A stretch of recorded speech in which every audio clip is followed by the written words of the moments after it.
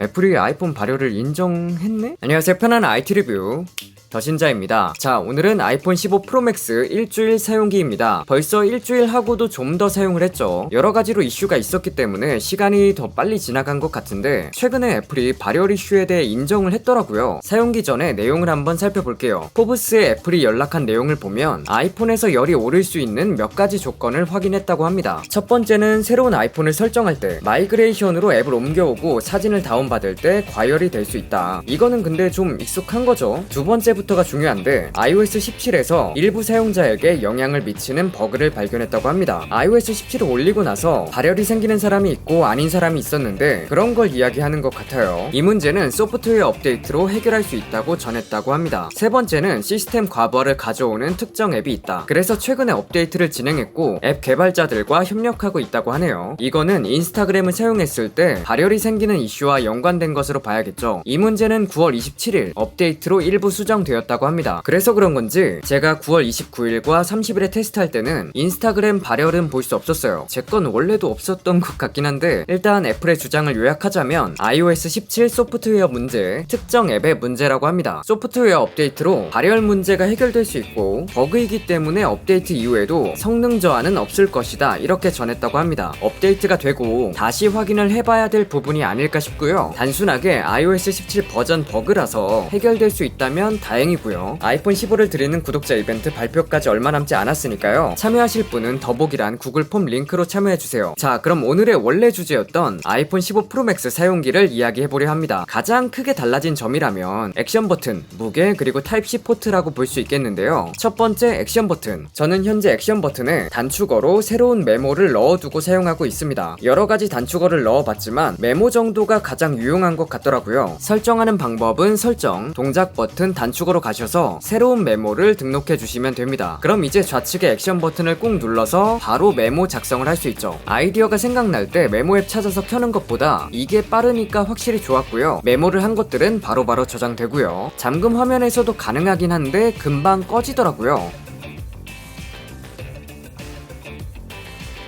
그래서 메모의 경우는 잠금 해제한 상태로 사용하셔야 할 것 같습니다. 다만 음성 메모 같은 경우는 화면이 꺼져도 계속 녹음이 되고요.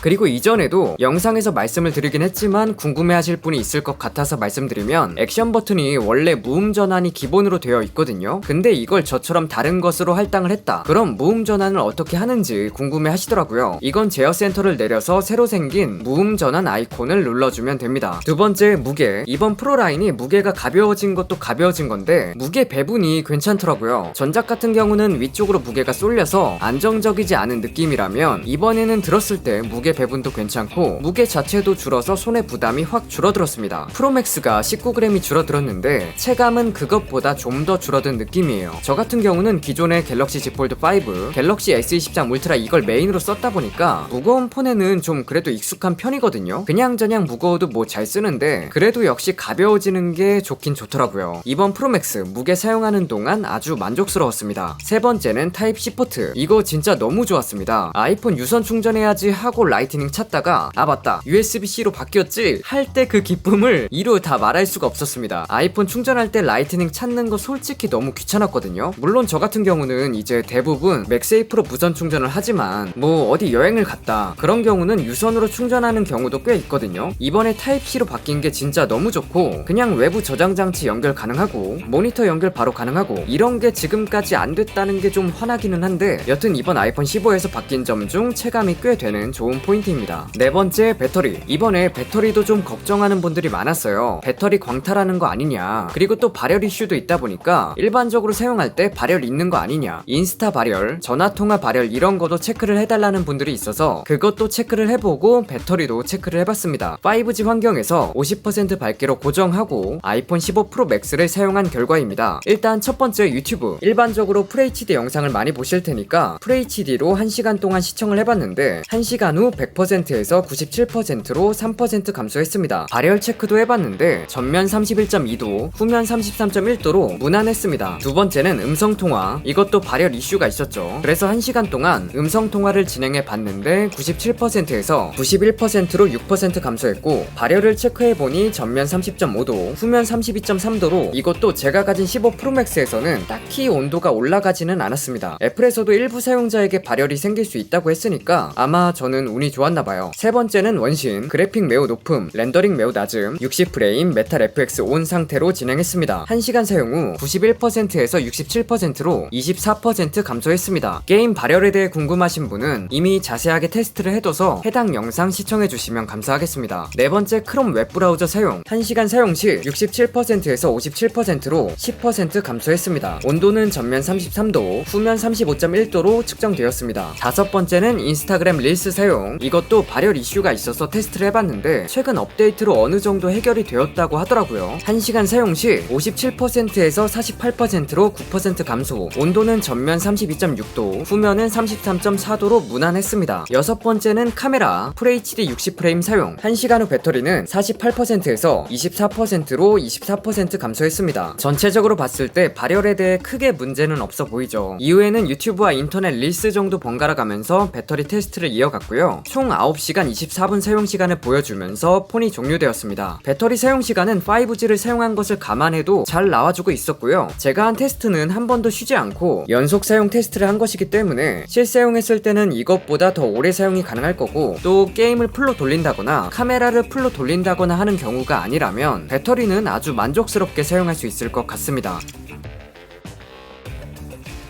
다음 다섯 번째는 카메라. 이번 15 프로맥스에만 5배 광학줌 카메라가 탑재되면서 저는 어쩔 수 없이 프로맥스로 구매를 했거든요. 근데 조금 후회되는 게 5배를 거의 안 쓰게 되더라고요. 5배 줌을 쓸 일이 저 같은 경우는 많이 없었습니다. 그렇다 보니까 15 프로, 14 프로의 광학 3배 줌이 아른아른 거리더라고요. 물론 이제 뭐 어디 여행 가서 배경 압축 싹 해가지고 화질 좋게 광학 5배 줌으로 찍는다, 이러면 확실히 15 프로맥스에 5배 광학 줌이 좋긴 한데 제가 주로 찍는 사진에서는 활용도가 좀 아쉬웠습니다. 물론 잘 활용하시는 분들은 엄청 잘 활용을 하실 거고요. 그리고 5배 줌인데도 OIS로 손떨림을 잘 잡아주는 건 아주 마음에 들었어요. 고스트 현상은 거의 그대로라고 보면 될 것 같고요. 그러니까 본인이 평소에 어떤 사진을 즐겨 찍었냐에 따라 잘 고민해 보시고 선택하시면 좋을 것 같습니다. 여섯 번째는 성능. 제가 처음에 테스트했던 긱벤치 6, 3D 마크 와일드라이프, 익스트림 스트레스 테스트 자료 띄워드립니다. 발열 문제가 없었다면 이번 아이폰 15 프로 라인은 최고의 원신 머신이다, 이렇게 말을 하고 싶었는데 일단은 애플에서 뭐 해결은 한다고 했지만 지켜봐야 하는 거니까 조금 기다려 봐야겠고요. 그래도 15 프로 라인에만 이제 메탈 FX라고 업스케일링 기술이 적용되어서 동급의 그래픽 품질에서 더 뛰어난 성능을 보여줄 수 있게 되었기 때문에 게임을 플레이할 때 아주 쾌적한 플레이가 가능해졌습니다. 아, 그리고 그런 질문이 있더라고요. 메탈 FX가 적용되었는데 발열이 더 있고 전력도 더 소모된다, 그건 왜 그러냐면 기존 최고 옵션을 그대로 두고 업스케일링을 적용하니까 그렇게 나오는 겁니다. 당연히 기존 옵션보다 더 그래픽을 좋게 사용하는 거니까 더 소모되는 게 맞고요. 이런 업스케일링 기술의 경우는 렌더링을 낮춰도 기존의 품질과 대등하게 나오는 게 중요 포인트라 최고 옵션에 적용하기보다는 렌더링을 낮추고 사용해야 적절하게 잘 사용하는 거거든요. 이 점을 참고해서 사용해 보시면 좋을 것 같습니다. 전체적으로 이번에 무게도 감소했고 베젤도 얇아지고 시원시원해지고 게임이나 성능적인 부분에서도 좋아지고 타입C 포트로 바뀌기도 했고 구매할 포인트는 많아졌는데 아무래도 발열 문제가 실사용에 가장 중요하다 보니 구매를 망설이게 될 수 있을 것 같아요. 이 부분이 어떻게 해결되는지는 좀 지켜봐야 할 것 같고요. 그나마 국내 사전 예약이 늦어서 국내는 이슈를 지켜볼 수 있었다를 좋다고 해야 할지. 아, 그리고 파인오븐 케이스는 일주일 좀 더 사용했는데